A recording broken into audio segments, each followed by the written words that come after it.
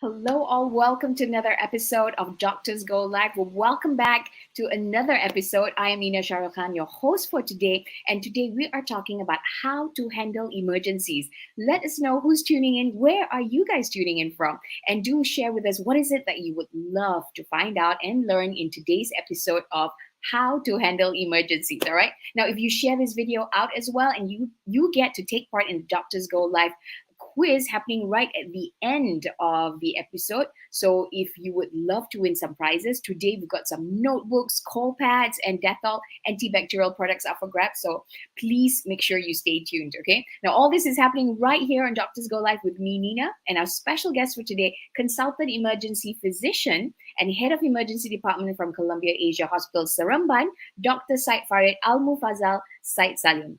All right? So now, how many of you have found yourself in an emergency situation and you don't know what to do? We gave you a sneak peek of our speaker today, but hang in there, okay? But before that, how many of you have found yourself in an emergency situation and you don't quite know what to do? Let me know in the comment. Hi, Desmond, Angeline, Muhammad Zahid, 𝘋𝘰𝘤𝘵𝘬𝘵. Awesome name. Okay, so when it comes to handling emergencies, being prepared can make all the difference. Okay, but what does it mean being prepared for a medical emergency? And what can you do to prepare? And how do you know how to recognize and respond to common medical emergencies or when to seek emergency room care? All that is happening today. We're looking to all this and more happening right now on Doctors Go Live. And if you know someone who's going to benefit from this information or who's going to find this information super useful, please make sure to share this video out on your social media, tag your friends, follow us on our social pages, because this episode is definitely going to make a difference in their lives today. Okay. Now, if you've just joined us, welcome to Doctors Go Live, where today we are talking about how to handle emergencies. Hello, everybody. Okay. Here to help shed some light on how to handle emergencies, please welcome our guest speaker for today again, consultant emergency physician and head of emergency department, Dr. Syed Almufazal Syed Salim from Columbia Asia Hospital, Seremban. Doc, welcome. Hi Nina. Okay, tadi kita bagi you sneak preview sikit so the audience can see how handsome you are. Thank you Oh, so thank much you very for much. joining us. Yeah. Thanks, Nina. Okay. So I hope you guys are excited. Let us know what you would love to find out from Doc, and then we're going to get straight into it. Okay. So Doc, before we begin. Right at the end of every episode, by the way, there is a quiz where today they get to win some notebooks, cold pads, and Dettol antibacterial products up for grabs. So who among our audience would like to win? Let us know in the comment section. And you definitely want to pay attention to Doc Syed today, because he's practically going to be giving you the answers to the quiz. Okay. And of course, if you have any questions, feel free to ask your questions during the episode. Just type it away. And then at the end of our interview with Doc, we'll ask you those questions. Okay. All right. Let's get into this. Okay, Doc, Yep. before we begin here, you are the consultant emergency physician and head of emergency department for Columbia Asia Hospital, Seremban, right? That's Right. amazing. Okay. What does it mean, though? And how do you get started in it? And do people actually go and study extra to be like, a consultant emergency physician?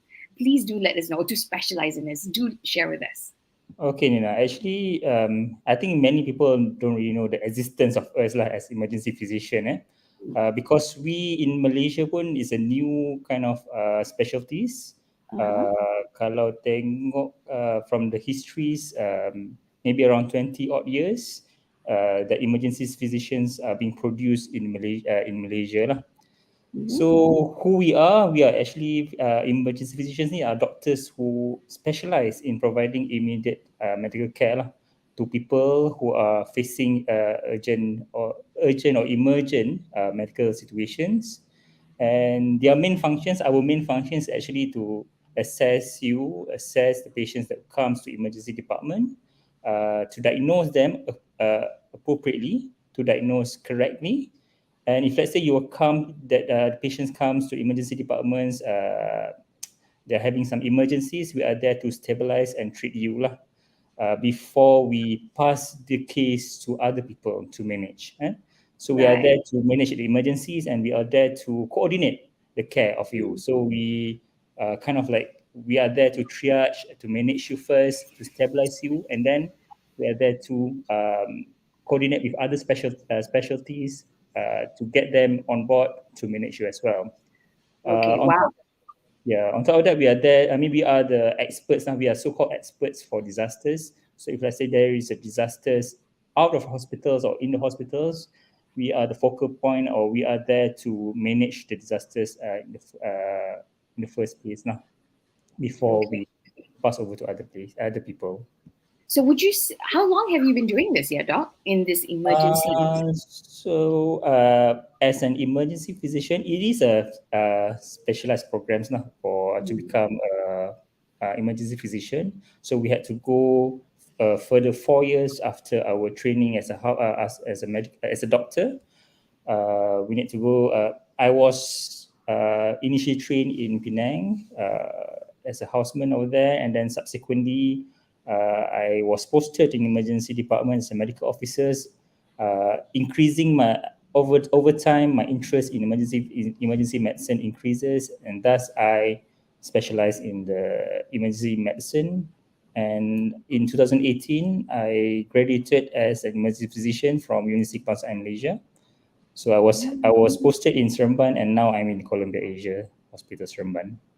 wow. Okay. So basically, you had some time. So in this, so as a consultant emergency physician, yeah, doc, what is it that happens in this area, in your area of work, that a lot of people don't know? Please do share with Uh, us. there are a lot of things that as a doctors uh, in emergency care, we are involved in managing emergencies. So as emergencies, we are there uh, to treat, to triage and prioritize the patients that comes to emergency department. So there's one Mhm, of aspect is actually to triage the patients when patients arrive to emergency department. So they're assessed and assigned a priority level based on the severity of their conditions. mhm, Subsequently, I was there. We are there to coordinate with other specialists as well, in terms mm, of especially in patients that comes with complex cases. So I have to collaborate with various specialists to ensure that the patients receive appropriate treatment. mhm. This involves coordination with other consultants as well, other specialties, and managing the transfer of patients to more specialized unit within the hospital. I see. So you're like the first point of contact while Correct. dealing with the injuries at the same time. So it's very like an intense thing. So ni macam all these Hollywood movies ke dok? Macam ER lah, kalau siapa yang biasa tengok dulu kan, those who are born Ah, in 70s or 80s, kalau tengok George Clooney tu kan, ER, uh, so macam it's tu like lah that. tiba-tiba lah. Tapi Okay, got mungkin it. in certain places not as macam so dramatic like that lah. I see. Okay. So why is it important that we talk about this? We touch about today's topic. What are you hoping for the audience to take home after this episode?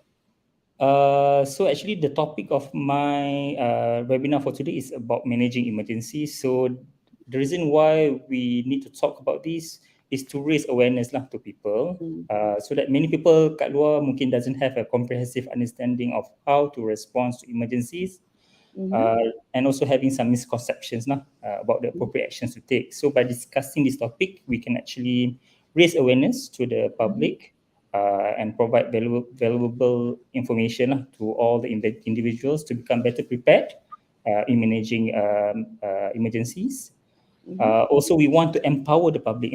Kena nak mhm, empower the public to know how to manage emergencies, and to take appropriate actions. Kita nak dispel the fear and panic lah, to public, kena tahu macam mana, because emergency situations can be frightening and also mm, overwhelming. So kita, by discussing this again and again, how to manage emergencies, we can help to alleviate the fear lah and panic, mm. by providing clear guidance on what steps to take. Kita nak What, empower what's the them. what's the biggest mistake that a lot of people usually make? Sometimes the mistakes that people usually make is not identifying the emergencies accordingly lah. Maksudnya mungkin they take it not seriously lah. about the Mm-hmm. whatever situations that they're facing. So Mm-hmm. they came to the emergencies late. We want to prevent that to happen. Kita nak, Okay. maksudnya kalau kita identify, we want the person ataupun person yang identify to other persons having emergencies, bawa cepat-cepat, ask for help early as soon as possible, because time is very important lah, when you are Mm. facing emergencies. Okay. At the same time, we want them to give some proper treatment to patients that are having emergencies before the medical personnel arrives to help them later Okay. on.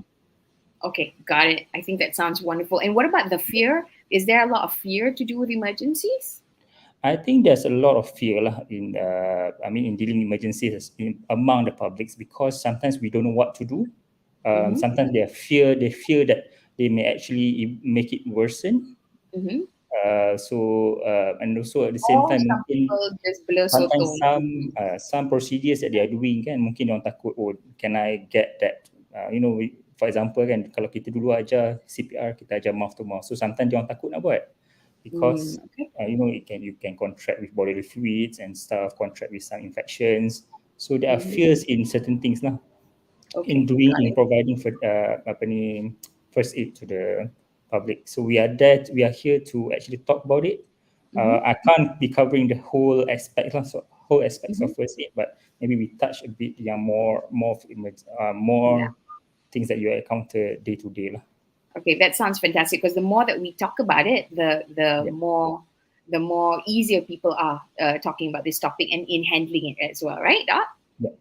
Okay, so let's get straight into it. Desmond, thank you for the question. We will look into it right at the end of the episode before the quiz, okay? So, Doc, first things first, let's have the slides out as well. What is an emergency? So let's start with the basic. What exactly do we mean by emergency?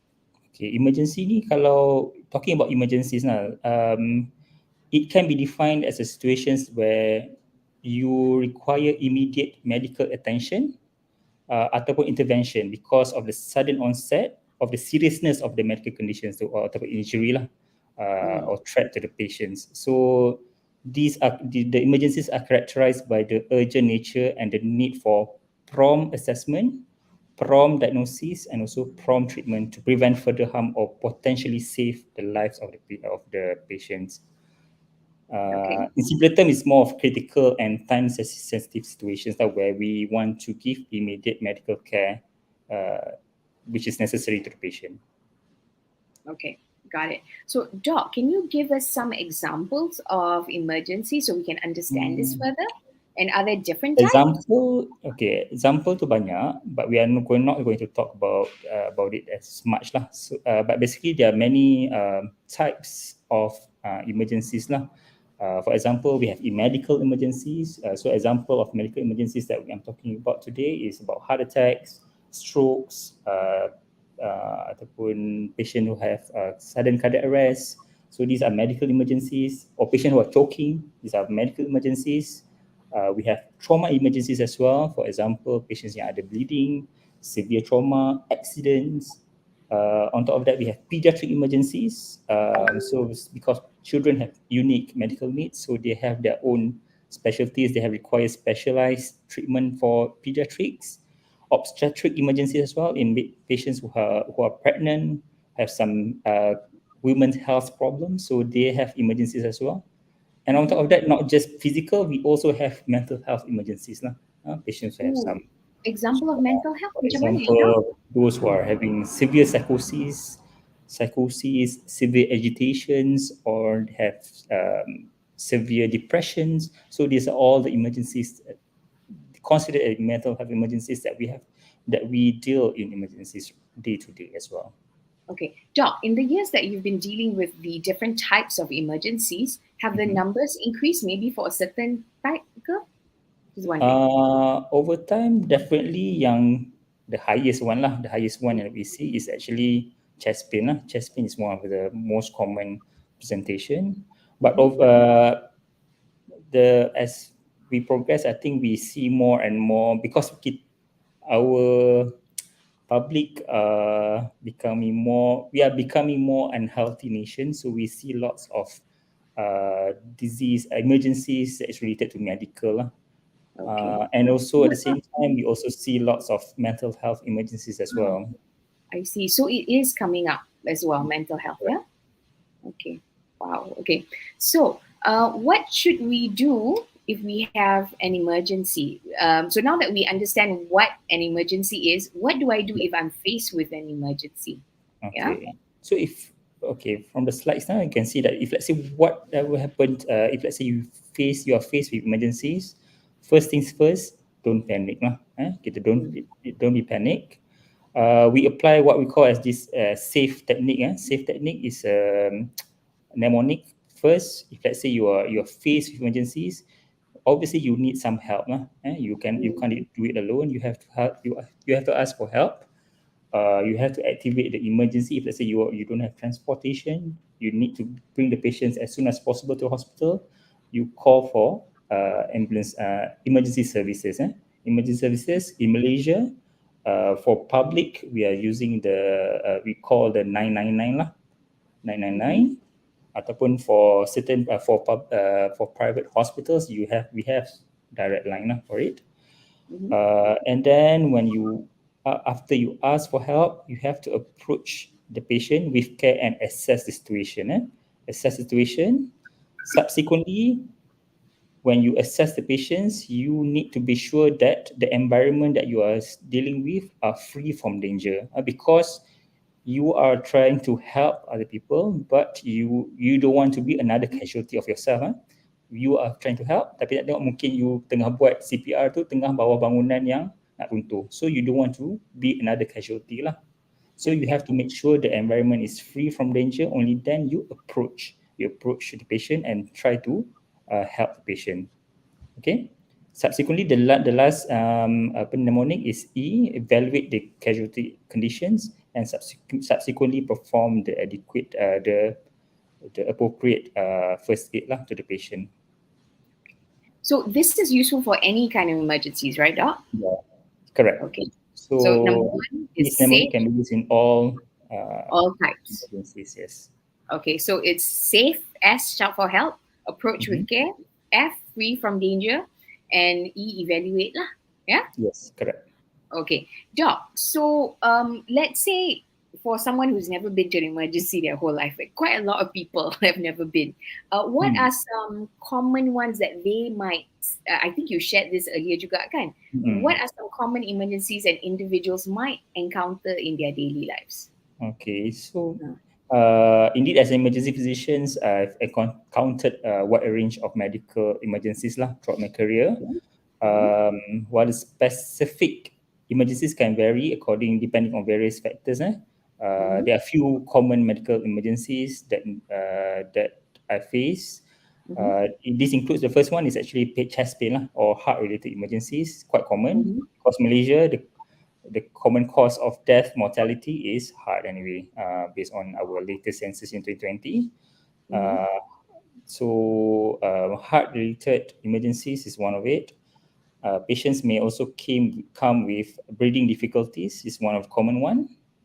So because of a lot of things lah, various factors. For example, patients yang ada asthma, ada allergic reactions, ataupun some severe respiratory infections, ataupun patient COVID lah. Sometimes can right. breathing Okay. difficulties. What about for children, Doc? For Pediatric emergencies For would be children, like, mostly the emergencies we see is more of breathing difficulties lah. Breathing difficulties. Sometimes they also presented with seizures. Seizures because of demam tinggi, so they get these seizures. So these are the things that pediatrics patients come with lah. okay. And the part where apa ni? Kejap ya. Once again, the part where people lambat, how can you tell whether it's for emergency or they can treat it? Just wondering. Okay, so macam ni, I think most people get it wrong lah. Some people, not most people lah. Some people get it wrong when it comes to emergencies. Sometimes kita underestimate the severity of the condition. Sometimes maybe because kurangnya pendedahan lah. You don't have enough knowledge on this. So sometimes individuals kita dismiss lah the symptoms as minor. So leading to delay seeking medical attention lah.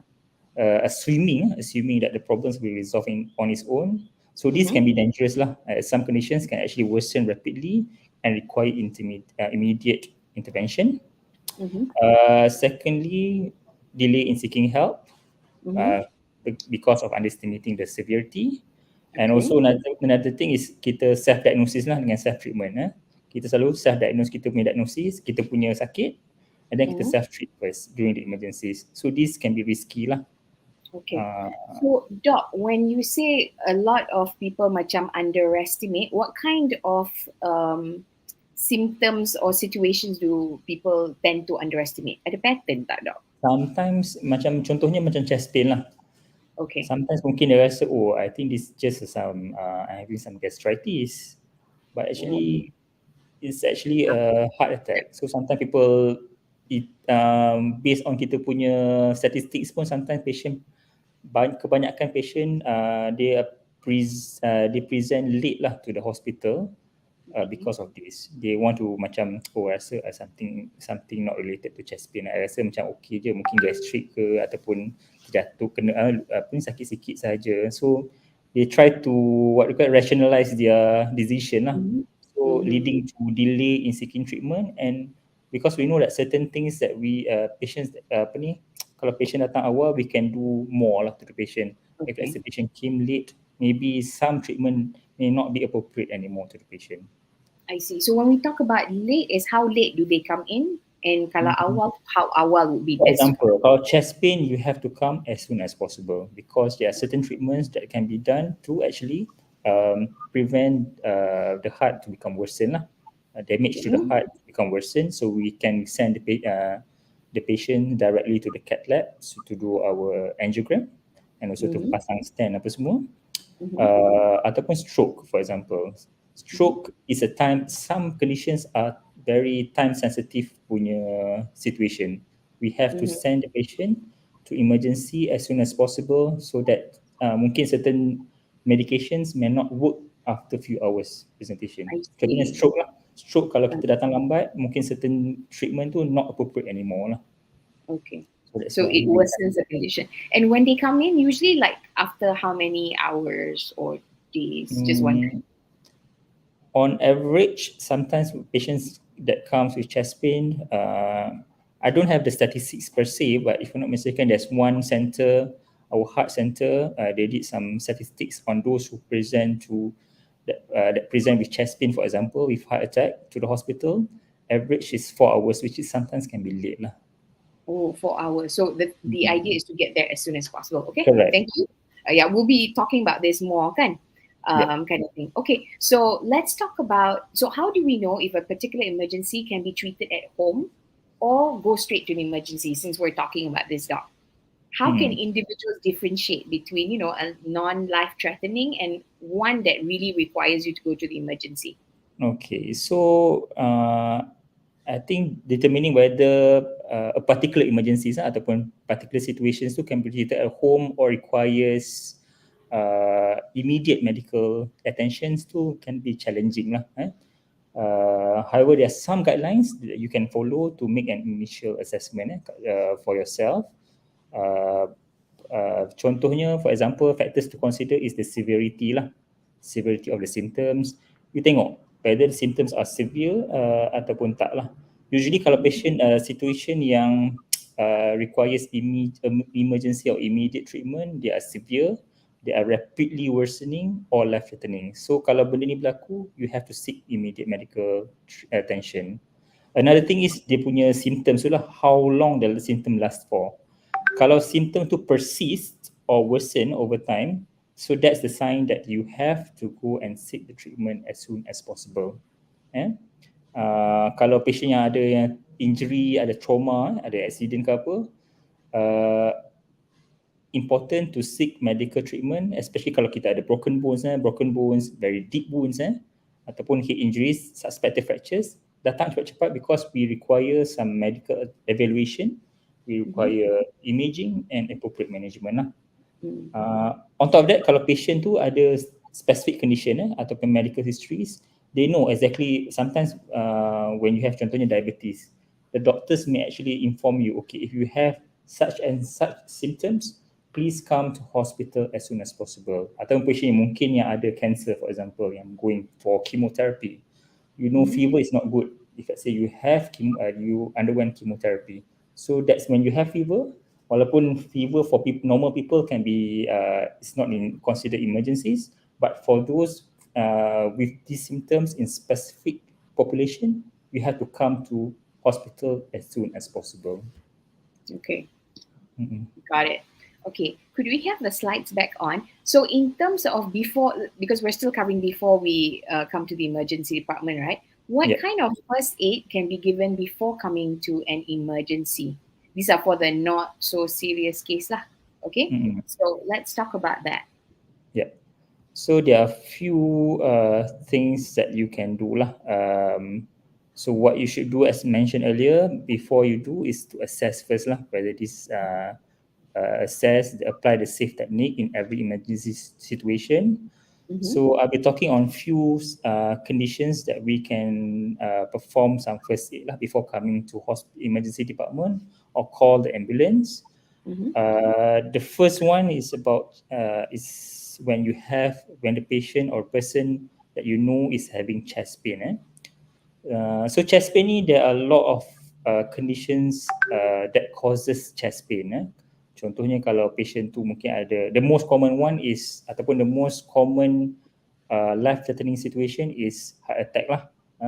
Conditions to the heart, ataupun sometimes patients yang ada lung problems, lung infections, ataupun sometimes they have what we call as pneumothorax, ataupun there's a leaking at around the space surrounding your lungs. This can cause chest pain as well, ataupun mungkin there's some inflammation or injury to the rib bones. This can cause chest pain lah. Mm-hmm. So, but as mentioned, most of the time, the most severe case is because of heart attack. The most common severe case is heart attack. So it is caused by blockage or of the coronary arteries, arteries that supplies the blood or blood to the heart. There's a blockage to it, and this can lead to cardiac damage lah. So always remember, chest pain must always be taken seriously. So there are a few symptoms that can point out whether this is actually a severe or non-severe. Mm-hmm. Because kalau yang severe, usually you heart attack, for example, dia punya symptoms sometimes the pain can be radiated to the upper part of the body. So they may radiate to the left arms or even right arm as well, right? Right arm as well. And sometimes they can radiate to our jaw, our neck. So common symptoms that is associated with this heart attack. Sometimes you will get cold sweats, you feel nausea, you will have vomiting as well, and you may also have some trouble in breathing lah. Okay, so that's heart attack. So for this one, macam CPR ke apa, don't do that. Just send to hospital, is it?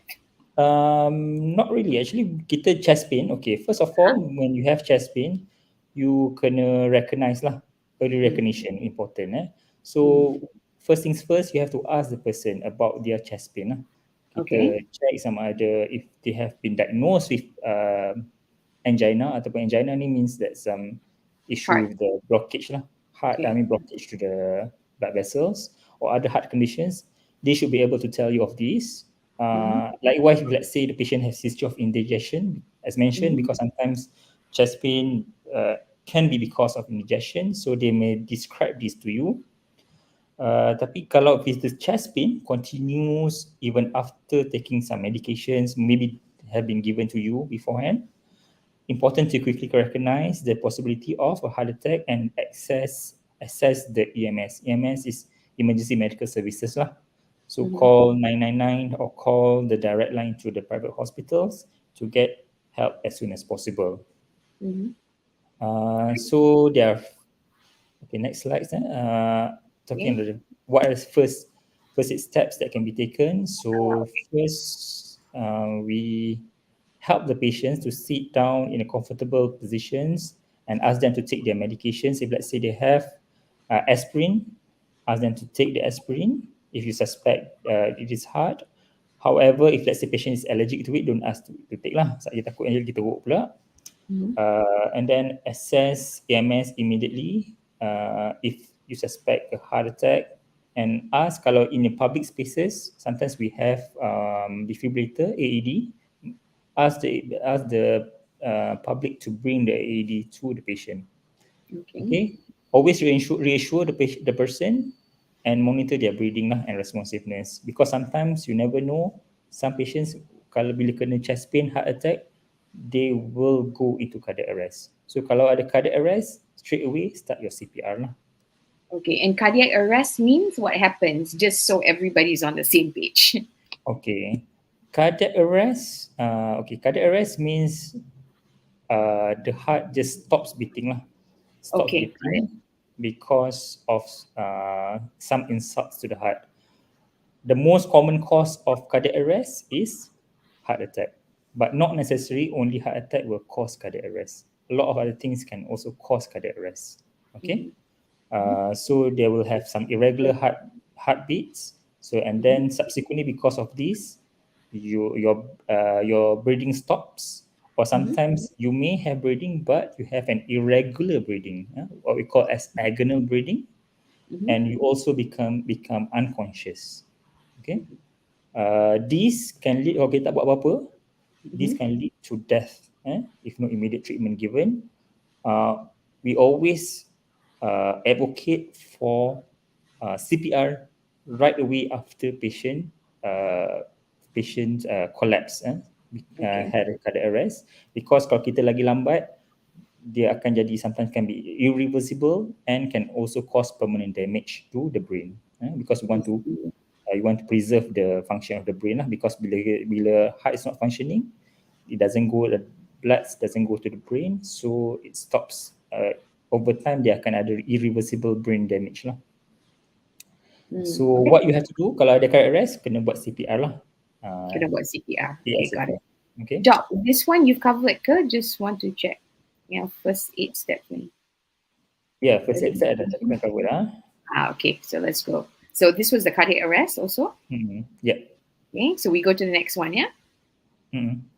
Okay, so this one pun you explain, or you want to explain further? Okay, so once kita dah recognize that patient is having cardiac arrest, so you have to start CPR lah. Okay, start CPR. So first things first, when you suspect patient having cardiac arrest, you kena ask for help. Ask for help. Kalau patient tak response, straight away call the emergency services. Call 999 ataupun call direct line to the private hospitals, and give what we call as live lah. Live ni location where exactly it happened, what type of emergencies that you are facing at that time, and what are the things that you have that you have given to the patient lah. Because it has been given, and the equipment used. Okay, this use the mnemonic live, LIFE. So sometimes mungkin difficult lah. Sometimes kalau you seorang sahaja yang attend the patient, you nak call, you nak buat CPR apa semua, susah. So what you do sometimes, but the priority is always to ask for help first lah before you perform the appropriate measures to the patient. Tapi kalau kita ada, sometimes now we have the technology, we can just put the phone on loudspeaker. You can call at the same time you do the appropriate measures to the patient lah. So first things first, after call for help, you check for response. You check for response. Lepas tu, after checking the response, kalau patient tak response, you lay the patient on his back or his or her back, and you check for breathing.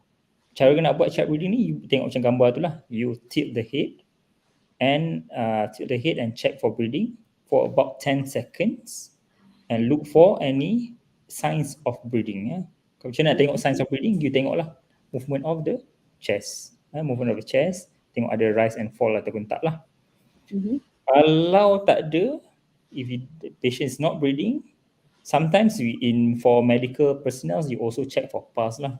Tapi kadang-kadang mungkin for public it's quite difficult. Kita nak check pulse, you don't know where exactly you want to check. Most of the time we check over our juggler lah for the pulse. Tapi sometimes kita pun yang kadang-kadang even medical personnel pun tak tahu ni pulse aku ke pulse patient. Kita pun tak perasan, because sometimes our hands pun ada pulse juga. So for public, you don't really have to check for pulse, you check for breathing. Patient unconscious, patient is not breathing, equivalent to CPR straight away. Maksudnya you buat CPR straight away. Okay. So how do you do the CPR? You kneel next to the person and then place your hands over the center of the chest lah. Lock using your hands. Maksudnya tangan you kat depan satu, and then you lock dia, and then you put the card center of the chest, center of the chest in between your breast, and then you do your CPR. So basically you kena straighten your hands jugalah. Kalau kita tengok gambar ni kan, you lock the elbows and position shoulders. You jangan bengkokkan you punya elbow lah, kena straight, and then use your body as to give the pressure to the heart lah. Cara nak buat tu dia adalah cara steps dia. You apply 2 and 2 formula. So 2 compressions every second and 2 inches deep. Okay. That's equivalent to 120 pumps per minute lah, and then approximately 6 cm, 6 inches of the depth. Okay, and then bila you tekan, you kena lepaskan. You tekan lepas for until helps arrive lah. So in children, kalau untuk adult mungkin you pakai 2 tangan, tapi in children sometimes you can just use only 1 hand lah, 1 hand saja. Okay. And then for public, as I mentioned earlier, mungkin I think almost 10 to 15 years already lah, we advocate for no mouth to mouth resuscitation. So you buat chest compression saja, tak perlu nak bagi mouth to mouth, unless you are medically trained to do it. Okay, kalau tak, you just do CPR sahaja until help arrives. Okay, got it. Okay. And ataupun ada sometimes in certain situations kita ada AED. I think in certain states they have AEDs in public areas. It actually really helps the patients to kita untuk selamatkan pesakit lah. In fact, based on previous data, I think Penang they have lots of AEDs in public spaces. So this actually patient actually survive because of this. Because the AED is meant to kind of like give some shock and to restart the circuit of the heart. Jumpstart basically, Jump right? start. Okay. Correct. Okay, so when it comes to choking pula macam mana ya, Dok? Okay. Okay, choking ni is actually happens when there's an object ataupun makanan always happens in the extreme of age lah, budak-budak dan juga untuk elderly, because they can't really control their airways. So what happens is that actually the objects lodge in the throat or the windpipe and blocking the flow of the air lah. So udara tak boleh masuk. Basically udara tak boleh masuk ke dalam kita punya paru-paru, and then this actually cause life-threatening cuts off oxygens lah. Because air tak boleh masuk ke dalam paru-paru, so the oxygens cannot be supplied to our vital organs. Vital organs, for example, our brain. So in these situations, we do one maneuver, what we call as Heimlich maneuver lah, that need to be carried out immediately. So there are certain signs of that we can symptoms that we see in other patients that we can suspect this patient is having choking lah. They are unable to talk and breathe. Sometimes they will cough because of this, but eventually kalau the choking is severe enough, sometimes dia tak boleh nak batuk, they cannot cough or they cannot have an effective cough, and eventually they will be the lips turning blue because of the hypoxia, less of oxygen going through the organs, and also the patients eventually will lose their consciousness lah, because the oxygen is not supplied to the brain. Okay, got it. And this one is what, a Heimlich maneuver, is it? The picture tu bukan Heimlich maneuver lah. Wait, hold on. So yeah, Okay, these are the maneuvers that we do lah. So basically, kalau choking sama juga, you call the emergency services first and give live, location, injury, first aid and equipment used. Subsequently, you apply 5 and 5. Okay, before you apply 5 and 5 ni, kita kena check dulu patient ni boleh batuk ataupun tak. Because sometimes by coughing alone can relieve the obstruction. So kalau kita suspect that person is having choking episode, suruh dia batuk dulu. You ask the person to cough first. Okay? Bagi batuk, suruh dia batuk. Unless kalau patient that person cannot cough, having what we call as ineffective cough, then you do this maneuver. Ineffective cough ni maksud dia tak boleh batuk ataupun ineffective cough sebab dia dah airway tu dah block dah, dia tak boleh nak batuk. So this is the time where you apply this maneuver lah. 5 and 5. First thing first, when this happen, you bagi back blows. You bagi back blows, you tepuk belakang dia. Tepuk belakang di antara kita punya tulang scapula, belikat ni. Tulang belikat. You tepuk dia 5 times. Okay, using your heel of your hands, and then tepuk 5 kali, and then subsequently you do an inward and upward thrust lah. You put your hands in between your belly button and your breastbone. You letak, so you make a fist, and then you give a pressure. You give pressure sebanyak 5 kali, upwards and inwards 5 times. So you repeat this thing until the obstruction is cleared lah. Ataupun sehingga patient ni tiba-tiba because of the severity of the obstruction, patient become unconscious, and that's the time when you have to start your CPR. Okay, so apply 5 and 5, 5 back blows, 5 Heimlich maneuver, and then subsequently continue until the obstruction clears, maksudnya patient dah okay, ataupun sampai patient tu tak okay lah, maksudnya patient becoming worsen, patient become unconscious. That's the time when you have to start your CPR. Do it until the help arrives lah. Okay, got it. Okay, what about stroke ya, Doc? Okay, in terms of stroke ni dia macam heart, kita cakap chest pain because of heart attack. So stroke ni is a manifestation when there's a blockage ataupun the blood vessels burst lah. That causes not enough supplies of blood to the brain. So kalau not enough blood supplies to the heart, you dapat heart attack. Tapi kalau blood not enough to the brain, it causes stroke lah.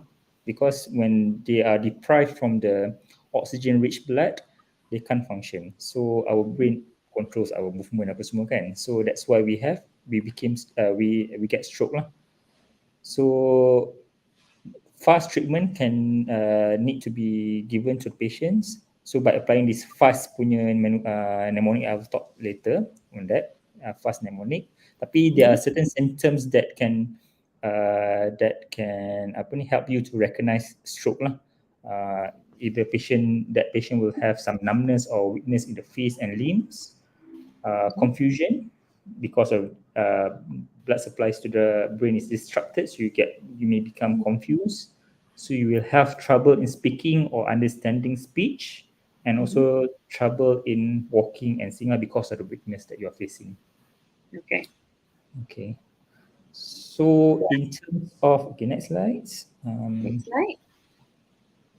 Okay, so in terms of in terms of first aid that you will have to apply in stroke patients, kita use this mnemonic lah, fast. The reason for stroke ni kita there's not much of maneuver that you have to do to the patient lah, but it's just for stroke ni kita nak identify as soon as possible that this patient having stroke, and you have to bring to hospital as soon as possible. So when you suspect stroke, you think fast, the mnemonic of identifying stroke. F stands for face, so you ask the person to smile. Tengok ada dia ada muka jadi herut ke tak lah. You see kalau smile, tengok dia ada uneven lah, uneven, they are grouping of the one side of the face. So that is suggestive of stroke. Okay. And then next one, you ask the person to lift up their arms. Okay, Mhm. kita suruh dia angkat tangan depan, dua-dua tangan, tengok ada drooping tak of the other side of the hands. Mhm. Kalau ada jatuh, maksudnya that is a sign of weakness of the other side of the hand lah. Mhm. Also one sign of stroke. And Mhm. then speech, assess the speech. FASS is speech. Ask the person to repeat a simple phrase. Kita Mhm. tanya dia certain phrase, and then tengok ada slurring of speech ataupun tak lah. And whether kalau dia bercakap pun ada, is it appropriate words ataupun tak. Sometimes they Mhm. can talk, but then it's a very in a confused manner lah. So Mhm. this you have to assess. And then next, after you assess the three things, time. Time is of the essence. So you kena tengok lah bila the symptom starts, because you have to ask for one thing, you have to get help as soon as possible, call the ambulance, call the emergency service. But at the same Mhm. time, you need good time, because there are certain things, treatment that appropriate to be given according to the hours of presentation. Sometimes we take it as kalau patient to present to you less than 3 hours or 4 hours, you can do certain things lah. But then kalau delay in presentations, certain things that cannot be given or sometimes contraindicated to be given. Mhm. So again, Okay. when you activate, you give life, location, the injury, what things happen, what have been given to the patient, and also the equipment used. And then, if you suspect patients to have stroke, you lie the patient in a comfortable positions until help arrives. Okay. Got it. So this is for stroke. What about severe bleeding, Doc? Okay. Okay, severe bleeding ni can happens especially when ada severe cut lah. Not necessarily just cut, sometimes mungkin some equipments fell on you ke apa semua, and this can be internal or external lah. Certain things that can be done, especially for external bleeding ni, kalau internal you can't do much lah, because you bring to hospitals and then we have to assess by CT scans and by doing ultrasounds. But for external bleeding, there are certain things that you can do at home or in public space by trying to stop the bleeding from becoming worsen by Mhm. applying direct and continuous pressure on the bleeding until the bleeding stops. So how to identify that patients may actually having severe bleedings? Some of the symptoms now, because of the severity of the bleeding, because so much of blood lost, so you will get the patient will become weak. They will become sweaty and become pale. They will Mhm. become more thirsty because of the blood loss that they have sustained, and because of the blood loss as well, they will have some symptoms of dizziness as well. Okay, those are the symptoms that you can identify that saying that this patient may actually having severe bleeding. Mhm. Okay, Okay. so if let's say the patient is you suspect having severe bleeding, there are certain things you can do. First, Mhm. call the emergency services, call 999 or direct line to your private hospitals. Give live location of the injury, the place that happens, the injury, the first aid given, and also the equipment used. Next, you apply pressure. Kita apply because of the bleeding tu. Kalau kita tak stop the bleeding, it can eventually lead to death lah, basically. So kita kena stop the bleeding or reduce the rate of blood loss lah. Mhm. So first of all, you have to protect yourself. Kena pakai some protection, plastic cover ke. Kalau ada glove, pakai glove atau pakai plastic cover, plastic bag. And then you apply directly to the place of the injury. Kalau bleeding nampak, you apply direct pressure to the place of injury. Okay. Lepas tu kalau bleeding itu dah control, then you wrap it up lah with some clean cloth. Kalau kita ada baju ke, clean. In fact, kalau kat tempat yang kita ada tu ada first aid punya kit, then you can use the bandage lah to apply. That's for severe bleeding. Tapi kalau ada object that impale ataupun yang stuck to the injury, place of injury, never ever try to remove it lah. Mhm. Because sometimes bila injury berlaku, contohnya ada kaca ke, ada pisau ke, sometimes it acts as tamponade. Maksudnya dia dah block, dia dah tutup Bleeding. the lubang tu, bleeding tu. Mm. Okay. So by removing it, actually it can actually worsen lah. You may cause harm to the person. So what you have to do, you don't press directly to the injury ataupun you remove the objects, but you apply pressure surrounding the object. Because kalau kita cabut, kita tak ada, let the doctor do the work lah. Basically, the doctor do the work because we have the appropriate facilities in hospital to, if let's say ever when we remove it, bleeding become worsen, we can actually do some treatment for that. Okay, Okay. got it. And then kalau after that, you raise up the hands lah, because want to reduce the rate of blood flow, slowing the blood flow, slowing the bleeding tu, severity of bleeding. So you have to raise the injury above the heart lah, to Mm. reduce the rate of bleeding. And always remember, keep the patient warm lah. Keep the patient warm. Okay. Yes, the reason being because sometimes when you are cold apa semua, it can actually worsen you punya clotting mechanism and whatnot.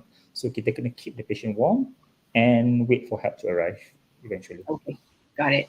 Okay, Doc, now that we've covered what first aid can be given before coming to an emergency department, let's find out more about emergency department, because that's your specialty as well, kan?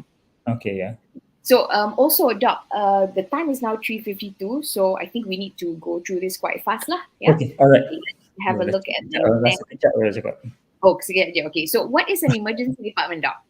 So actually, okay, emergency department ni acts as a front line lah, front line, and provide. We are the front line for patients that come to emergencies to hospital. But we are not saying that, oh, you are not emergencies, don't come to our hospitals. We still have to treat anyone lah, everyone. Semua datang kena treat. So, but our expertise is more towards the critical services lah. We provide life-saving measures to patients that comes to our hospital. We offer clinical care lah, to a wide range of acute medical injuries or illnesses. And also we provide some diagnostic, resuscitation and stabilization, and also life-saving interventions before we pass the case to other departments. Okay, so that's just the general overview of our department. Okay, so if we were to go into detail, what would be the categories in your scope of services of an emergency department? Yeah? Although we work mostly in the hospital, but we also have what we call as pre-hospital service lah. So pre-hospital service is the one where we provide treatment outside of the hospital. We provide the first aid treatment before they arrive to the hospital. So sometimes when you call the ambulance, you call the emergency medical services, we will send the trained staff to attend first, to stabilize first before they arrive to hospital for further treatment. We also, on top of that, we also provide, because we are trained for disaster management, so we are there to provide this. We are first line in terms of managing disaster management or mass casualty incident. And also we provide some mass gathering or major event medical coverage. That is for the pre-hospital. For hospital services, we provide triage service, meaning that we try to sieve the severity of patients that come to us. We have to sieve them through whether this is whether critical, semi-critical or non-critical, and we provide emergency clinical care to the patients. We also provide some what we call as observational medicine. Observational medicine ni maksudnya patient may not doesn't require admissions, but maybe just some treatment first, maybe some IV drips. We observe them and see whether patient improve ataupun tak. Mungkin kalau patient improve, we can allow for discharge, but doesn't improve, then definitely have to admit lah. So we observe them first for a few hours maybe, for an improvement in their symptoms. And also in some hospitals we provide what we call as follow-up clinics lah. especially conditions that doesn't require other specialists to be involved. So what we see, maybe we do follow-up clinic. Mungkin macam contohnya suspect dengue yang tak perlu admit. Tapi but we patient ataupun patient not keen for admission, we do provide follow-up clinic for them as well. Okay, got it. Okay, and other scope of service would include? Other scopes of service, we are one of the macam frontliner in the code blue team lah. Code blue team ni maksudnya when there's emergencies happen ataupun there's a patient collapse dalam ward ataupun dalam in our hospital perimeters, they will activate what we call as code blue team, and we are the first team to arrive to give this resuscitation to the patient, and then also providing some after office hours outpatient services lah. After office mungkin klinik dah tutup kan, so we are there to give the treatment. And also we also do some point of care tests. Point of care test ni is certain tests that we do, to help us to diagnose lah, to make the diagnosis promptly, because sometimes you nak hantar bloods to the labs, you nak hantar for x-rays, radiology, it will take some time. So in emergencies, we do have ultrasound machines. We have some machines to take some bloods and to diagnose, to assist in making a prompt diagnosis lah. Okay, got it. What about this one, Doc? What are the different types of management? Basically, this I think we have covered earlier lah. So basically, there are different types of emergencies that we are seeing. So these are among certain groups or conditions that we treat in emergency department. For example, major trauma, pediatrics, not just pediatrics, but actually certain special groups. For example, in elderly ataupun in patients that pregnant. So at the same time, not just physical, but we also treat the mental health emergencies lah. The emergencies, contagious disease, mungkin contoh sekarang ni COVID, lot of COVID cases lah. Before this lah, mungkin 2-3 years ago, lots of COVID case. So we, in fact, masa tu we have to sort of make a new zones just for those with COVID because of the numbers of COVID cases. Okay. And certain hospitals, they do provide what we call as standard observational medicine. So patients that sometimes doesn't want admission ataupun mungkin doesn't have to be admitted because of number of beds and apa semua. So we do what we call as extended observational. Maybe the patient will be treated for 1 day or 12 hours, for example, in in our observation area, and see lah, tengok sama ada improvement ataupun tak. If let's say no improvement, then maybe need admission lah. And also the pre-hospital care that I mentioned earlier. Yep, got it. Okay, so this one, what is a triage system, Doc? Okay, triage system. You covered it earlier, but just what is to introduce about triage system, because these are the service that we do lah. For all patients that comes to emergency, we have to triage them. Triage means that we try to sieve them according to the severity of the condition that they are facing.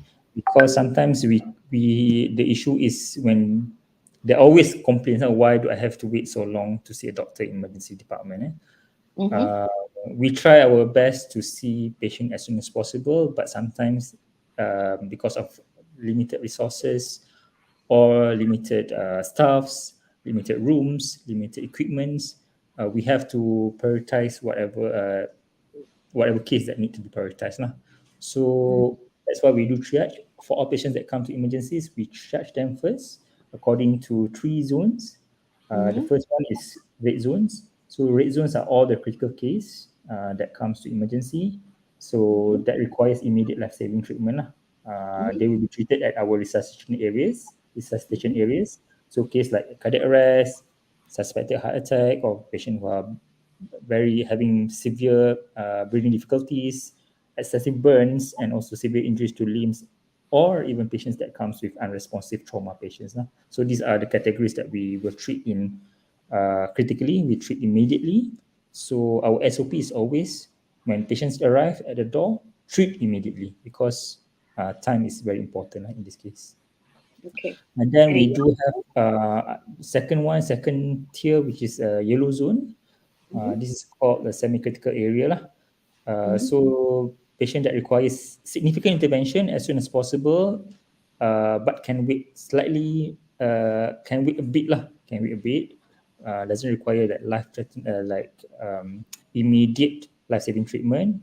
So our target, they shall be seen within 15 to 30 minutes lah on arrival. So Mm-hmm. things like drug overdose, poisoning, you have spine injuries, eye injuries, severe pain. Usually in triage, we will assess the pain according to severity. If let's say severe pain, definitely we put in yellow or red zone lah. Ataupun uncontrollable major bleeding. So you put in yellow zone. So you treat as soon as possible. Kalau tak busy, maksudnya kalau tak ada patient kat red zone, kenalah terus immediately attend this patient lah. Mm-hmm. As soon as possible. Bukan kata 15-30 minutes kita nak letak 15 minutes as the standard lah. Maksudnya boleh pergi minum apa semua, tak boleh lah. Maksudnya patient ada, we have to treat as soon as possible. But if let's say there is patient resus, you prioritize that first and then you go for the next one. Right. So that's yellow, right? Yellow, correct. Finally, we And have then green zone. we have green zone. This forms the major bulk of our patients lah, basically. The green zone, non-critical one. Not that we are going to push you away. We are going to see you again. Kalau you rasa this is emergency, kita nak advise kalau you rasa it's emergency, please come to hospital. But we will see you a bit later lah. The standard is within 90 minutes, but in Colombia, we try to see as soon as possible lah. We even put it shorter, less than 30 minutes, kena tengok lah green zone ni. Okay? By hook or by crook. We try to settle the red zone and yellow zone first lah. Tapi kalau ada more resources, definitely we have to see as soon as possible as well. For cases that comes with mild abdominal pain, severe one will definitely have to be in yellow zone lah, because you never know what happened. Maybe the disease process even worse. Patient yang datang mungkin just a simple diarrhea, simple fever, vomiting, ataupun chest pain yang mungkin dah 2-3 hari dah. Mungkin usually kalau heart attack you won't last 2-3 days lah. So that can be considered as green zone. Infective eye conditions, kalau ada conjunctivitis apa semua, then we will see in green zone lah. Confirm green zone that one, doc.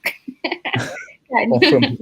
Okay. So ketahuilah zone anda, and that's how long you gotta wait. Okay. Yeah. Kind of thing. But please do come because you never know what is happening. Correct. Yeah. That's right. Okay. So let's give them an overview. We'll meet the slide again. So, Doc, to help our audience get an idea of how to prepare for an emergency, can you take them through the process of what actually happens when we bring somebody to an emergency department? Okay. So when you come to emergencies, depends lah. Kalau datang dengan ambulance tu mungkin that can be considered as emergency yang that you need to be treated as soon as possible lah. Tapi you can Red also zone. can walk red zone, yeah, definitely. But you can also walk into our emergency department. So case yang considered stable, you do registration first and then we will triage accordingly. Tapi kalau mungkin dah severe tu, kita taklah suruh pergi register dekat ambil apa IC semua kan. Ambil IC tak ada lah macam tu. That one staff have to go and register for them lah. Okay, So got it. we have to treat accordingly. Triage first and then consultation based on triage priorities lah. Doctors will treat you accordingly. Kalau patient yang stable, yang doesn't require any investigations, mungkin datang just fever for 1 day, yang mungkin just nak ambil ubat saja, then we discharge lah. Ataupun mungkin just some eye infections that just need treatment, doesn't require further investigation, can be discharged. But if let's say certain situations more complex, you need investigations. You need investigations to be taken, and then from there, after that, you will review lah. This one also sometimes cause delay juga lah. Kalau sometimes we have to wait for blood test to be ready, ataupun some imaging to be ready to decide who to refer to. Okay, so we review the progress, ataupun let's say kalau you think that this patient need admission, then definitely you have to refer to the admitting consultant lah. Appropriate disciplines. Kalau patient tu, after our review, patient tu, if we feel that patient doesn't require admissions, then can be discharged lah. Atau patient doesn't want admission, so we'll give some treatment and then allow them to be discharged. So that's the overall process how it works lah. Sometimes can be That's why dia differs between patients to patients. Tak boleh kata, oh, dalam masa 1 hour everything can be completed, and sometimes can be some conditions can be complex that you need to get help from other departments as well, other specialties. Sometimes the diagnosis also can be complex that you need input from different specialties that can cause a delay in getting admitted lah, because we need to get some input from other specialties consultants. Okay. So Mary Hannah is saying, now I know why it's like that. Thank you, Doc, for a very detailed explanation in an easier manner. Thank you, Doc. Okay, Doc, last but not least, take home message. So now that we have an overview of what first aid can be given before we go to an emergency, how the whole emergency process looks like, let's recap quickly. When faced with an emergency, what should people do? Okay, when faced emergencies, first, the important thing is to recognize the importance of identifying whether your condition is emergency ataupun tak. Recognize first, and then as a public you have to learn how to provide effective first aid to the patient, to the other person. So that's why this is the reason why we do this webinar. Kita nak ajar first aid is very important. This is just some orang kata superficial lah, not too in depth. Sebab kita kalau if you want to go for the course, memang kita ada banyak NGOs yang provide this first aid course lah to the public to learn how to do a proper first aid. Tapi the take home ni maksudnya setiap orang kena tahu cara nak provide effective first aid lah, and we want to advocate for public to call the emergency medical services as soon as possible once you diagnose the patient having some emergencies lah. So kena call 999 ataupun direct line to private. Seek treatment timely lah. Okay, got it. So to recap again, what was the first one again, Doc? Identify the situation, remain calm. Stay calm, don't panic. And then learn how to provide first aid. Pergi belajar if you can. Belajar lagi. Okay, mungkin kali ni mungkin kejap je, nanti kita buat lagi. Okay. And then timely medical attention lah. Maksudnya call and then get to the hospital as soon as possible. Especially when it involves chest pain and breathing thing, right? Correct. Okay. Doc, at the end of the day, what do you want people to take home if there's only one thing? One thing. Kalau one thing, know what emergency is lah. Know what emergency is, and come as soon as possible. Okay, got it. Thank you. That was really insightful. In fact, Irene is saying, thank you, Doc. Very informative. She's experienced in sending her husband to the emergency twice. In fact, yesterday she sent him in for lung infection, and she says, I give thumbs up for our emergency doctors. We need to be patient and just wait. Okay, very true. All right. So for you guys, I have a question. What was your biggest learning? Because everybody is sharing that you learned a lot. Let us know in the comment what's your biggest learning so that everybody can share, kind of thing. That's how we learn and retain that information, right? For me, is the safe thing, the safe thing that we can imply lah. And when it comes to chest pain, don't waste time, just immediately go to the emergency. All right. So now we're going to go into the Q&A while I'm waiting for you guys to share what you learned. Let's get into some Q&A, yeah? So Jasmine is asking, Doc, COVID case is yellow zone or green zone? Okay. Nowadays, COVID case, certain places kita akan buat what we call as infective and non-infective area lah. So for COVID case ataupun kita kata sebagai infective cases, we try not to mix up with the non-infective cases. So patient yang ada fever apa semua, we try to put in separate zones. So it can have their own separate yellow and separate green lah for infective cases. So some can be yellow, some can be red as well. So kita tak letak dekat, we have a separate what we call as a infective area lah. It depends whether the availability of places juga lah, because sometimes space is constrained. There's certain places they may have some makeshift punya area for treatment of those with some infective. So they will do some tests first. Kalau negative, then you treat in normal area lah. Okay, got it. Next question is also from siapa ni, Desmond. This was right at the start. What cases are categorized as emergencies? That one we already covered. High fever at night, is it considered emergency? And does it matter high fever orang tua or orang muda? Doc, can you share with us? Okay, fever tak kisahlah high ke tak, sebab high fever doesn't equate to emergencies lah. Okay. But for kids, I heard high fever is very, very serious. Ya ke? We have to actually high fever ni, fever is good in the sense that fever ni adalah untuk merawat, is the way that our body is fighting the infections lah. So sometimes if let's say the patient, especially anak-anak yang ada associated with sometimes when you have high fever apa semua, you can get this seizure. So that's the time when you have to give some medications lah to bring down the fever. So sometimes kalau tengah malam you ada children yang fever apa semua, may not be considered as emergency, but you can come to emergencies for assessment lah basically. Okay, got it. Irene has a question. If we send patients to emergencies, they categorize how critical. Question is, they usually admit patients to the wards after they've done all the check and tests. Because in certain hospitals, the waiting for bed in wards can take long time, and this can put a toll on the patient. Is that true, Doc? Well, basically, sometimes you have some issues with bed occupancies. This happens all across the board, not just in public, it also happens in private hospital as well. So we try to, whatever it is, if let's say patients requires admission, definitely we have to admit. So kalau dia lambat ke cepat ke, the treatment still have to be given. So kalau lambat masuk pun, the treatment will be given dekat kita punya emergency department. Which is part of the emergency services, you were saying, right? Okay. Somehow macam mana pun, memang perlu admit, maybe some issues with the bed availability, but if let's say treatment have to be given, we have to give there and then.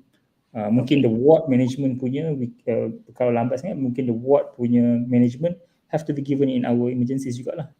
Right, okay. So basically, Irene, what happens is that the medication is still, the service is still being given, except it's not being given at the ward, it's at the ward. Maybe it's a bit uncomfortable for the patients, but yeah, we still have to treat accordingly. Yeah, okay. Right. Okay, so like you said, you have to be patient. Ara is asking, hi doctor, may I know what parents can do when baby or kids are experiencing febrile convulsion? I have no idea what that is. So that's for you to answer, doc, because going to emergency takes time.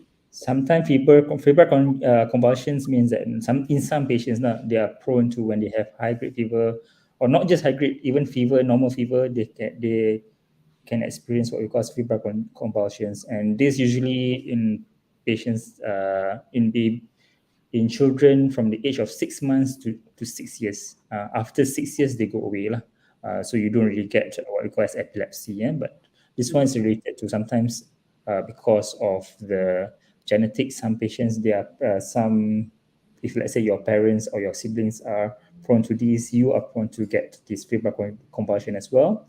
So if let's say when you have this thing happens to you, to your kids, what you can do is make sure that the surrounding is safe basically, because most of the time it will stop by its own without giving any treatment. So make sure that the kids are in safe positions, meaning that it's put on the ground floor, on the floor basically, because we don't want when you put on the bed ke apa semua, sometimes dia jatuh because of seizure. Don't put anything. Sometimes kita nak stop the seizure tu, kita letak something dalam mulut dia, letak sudu lah apa semua kan. So don't put anything inside the mouth, because sometimes when you are seizure, you cannot protect your airway properly, so you can make the patients to be choked can obstruct the airway basically. And then always time berapa lama it happens, and seek help because the timing important, because some can be categorized as simple febrile seizure, some can be categorized as a complex. If let's say you are having complex febrile seizure, we need to run further tests lah, because we takut benda lain, contohnya infections to your spine, spinal cord and whatnot lah. Okay, got it. Okay, so let's take a break because we do have that quiz, and then while waiting for the answers, we'll get back to your questions. Okay, so Alright. right now it's quiz time, and as mentioned earlier in the part and on the earlier part of the show, there are some notebooks, cold pads, and Dettol antibacterial products up for grabs. Who wants to win? Let me know in the comment section. But what do you need to do in order to win? First, you got to be sure to share this video out at least 3 times, and remember to set the post to public so that everyone can see. Next, answer the 3 questions that will be showing on screen in a single comment, and you're on your way to win the prizes. So share the video out 3 times. Remember to set the post to public so everyone can see. Next, answer the 3 questions we'll show on the screen in a single comment, and we will select the first 3 winners based on the correct answers and shared posts. So are you ready? Let's take a look at the questions. Number 1, choking, stroke, and severe bleeding are types of emergencies that must be dealt with quickly. Is it a true or false? Choking, stroke, and severe bleeding are types of emergencies that must be dealt with quickly. Question number 2, during an emergency, the first thing you should do is panic and apply the safe technique. Is it true or false?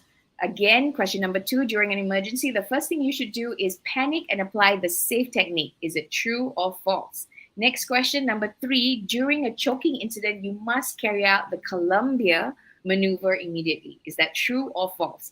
During a choking incident, you must carry out the Columbia maneuver immediately. Is that true or false? Remember, please put your answers in a single comment, and we'll get right back to it after we answer a couple of questions, okay? All right, okay. So, Doc, from Ara, the question is, yang tadi kan? Okay, the question from Cecilia Chong, how can I help someone who's trapped in a car in an accident? Can I just get them out of the car or just call ambulance and wait? I think this is quite a basic question, which I think a lot of people should. Okay, kalau trap in the car, you have to make sure lah. Maksudnya kalau trap that you can't bring, because sometimes kalau dia ada injury, certain things, kita tak nak gerakkan dia terlampau banyak lah. Too much movement in patients who have some trauma can be harmful. For example, mungkin kita kena control the neck movement apa semua. So sometimes even in car accident pun, you don't know what happened lah. Mungkin there's a leaking somewhere lah. So first things first, you try not to bring out the patient lah. You call the ambulance and then let them do the work in terms of the moving out moving the patient lah from the car inside the car. Okay, so basically just get help and wait for help to arrive and let them do their job. But Doc, what if because we watch too much Hollywood films, the car is about to burn? Yang tu kita kena weigh risk and balance lah. So that one you have to remove them lah, I guess. Maksudnya kena tengok kalau kita nak selamatkan, obviously life is more important kan. You don't want to, you nak kena tengok lah what's the benefits and the risks and benefits lah basically. Okay, got it. Next question from Angeline. If chest pain and waist pain, is that considered an emergency case? Waist pain. Chest pain is emergency. Waist pain, well, depends what kind of waist pain you are talking about lah. Sometimes the waist pain mungkin some radiation from the chest radiates to the waist.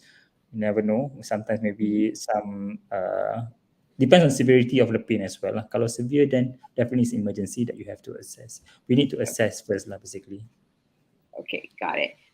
Cecilia, again, how long should we do CPR before giving up? Because tadi you shared about CPR.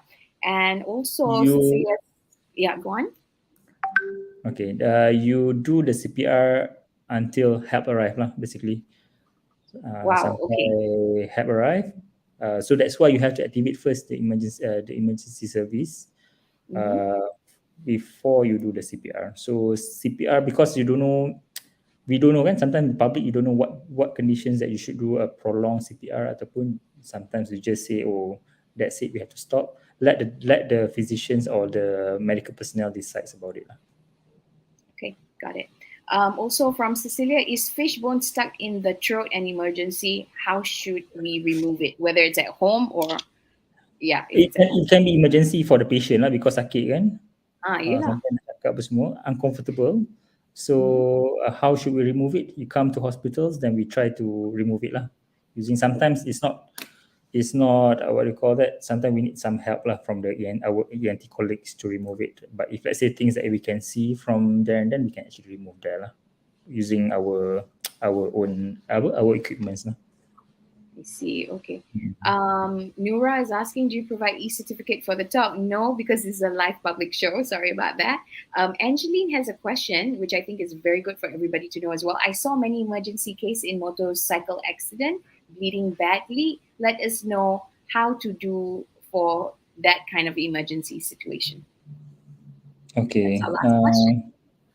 So if let's say in trauma, in accidents, what you can do, if let's say again kalau ada bleeding, severe bleeding, you try to stop the bleeding lah. Stop the bleeding.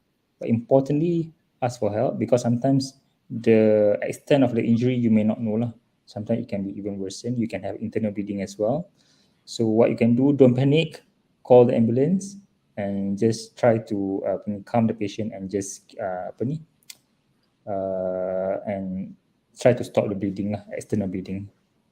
Okay. Try and stop the external bleeding. Okay, got it. One last question from Mary Hannah. Hi doctor, how about sore throat that is with pus? Does it need to be hospitalized immediately? Thanks very much. Sore throat that is with pus, sometimes we call as peritonsillar abscess, or there is an abscess formation. So this one needs to be immediate. How immediate is not so immediate, but it definitely need to be treated lah. Sometimes we need to do some incision to release the pus lah. Or sometimes when you have some associated symptoms as well, maybe you have high-grade fevers, you are very lethargic, sometimes you can get sepsis. Sepsis is another emergencies that we're talking about. Okay, so that one pergi emergency ke dok? Kalau macam ni? Depends on severity, but you can come to emergency, we assess. Kalau mungkin you are not aseptic, maksudnya you are not having severe infections, we can refer to the ENT lah to proceed. I see. Okay, cool. So, Doc, we already have the winner, but before we announce the winner and who our winners are, let's find out what the correct answers to the quiz questions, shall we? Okay, Doc, you're going to help me by giving us the right answers, okay? So let's take a look at the quiz questions. Okay, doesn't seem to be connected. Hang on, yeah? I'll just repeat the questions, yeah? Okay, so number 1, choking, stroke, and severe bleeding are types of emergencies that must be dealt with quickly. Is that true, Doc? Salah kot, true lah, true. True. Okay, so the answer is true. During an emergency, the first thing you should do is panic and apply the safe technique. Is that true or false, Doc? Susah juga soalan ni. Tapi I rasa salah lah. Salah, yeah. False. Definitely, you don't have to be, you don't want to get panic lah. So basically, stay calm, but you have to act promptly lah and apply safe technique. Okay, safe technique tu betul Okay. The third one, during a choking incident, you must carry out the Columbia maneuver immediately. Is that true or false? The answer is false. Yeah, because the What correct kind of maneuver is that? Heimlich, right? Heimlich, right. So kita kena buat Heimlich maneuver lah. Columbia ni kita boleh, mungkin I can create one maneuver later on lah. Yeah, Columbia maneuver. Yeah. Actually, Doc, guys, don't you think Doc Syed Farid is amazing? You just throw him any question, he can answer. Oh, that one, yeah, emergency. That one, go to here. He's already doing a triage, right in front of us, right? Kind of thing. So there you go. So the first answer is true. Second answer is false. Number 3 is false. There's no such thing as Columbia maneuver until Doc Syed is going to create one. Okay, and we'll let you know. There'll be an episode on that. Okay, so thank you so much. The winners for today are, kejap ya, siapakah orangnya? We have 2 winners only. It's Cecilia Chong and Joseph Ignacio. And Joseph actually said there is no there's no Colombian maneuver, it's Heimlich maneuver. Congratulations to our winners, Cecilia Chong and Joseph Ignacio. You Congrats. basically, yeah. So hang in there. Please stay tuned because we'll be sending you a message within 24 hours. So please check your Facebook Messenger to find out how you'll be receiving your gifts. All right. Thank you so much, Doc, for today's episode. A lot of people are sharing what they've learned today. So it's been very, very beneficial. I think we need to do more and perhaps we can focus on certain areas, kan, Doc? Because it's such a Okay. big topic. Yes. Yeah. So thank you so much. We all definitely learned. Please give Doc a round of applause before we say goodbye. But Thanks that's very all. much, Nina. Yeah, thank you so Yeah. much. So that's all the time we have for today. We hope you learned something. And if you know someone who's going to really appreciate the tips, the info, insights from today's episode, please share the video out. Tag everyone because you never know whose life you're going to see. Thank you so much. Till then, bye. Take care of each other. Bye. Thanks, Doc.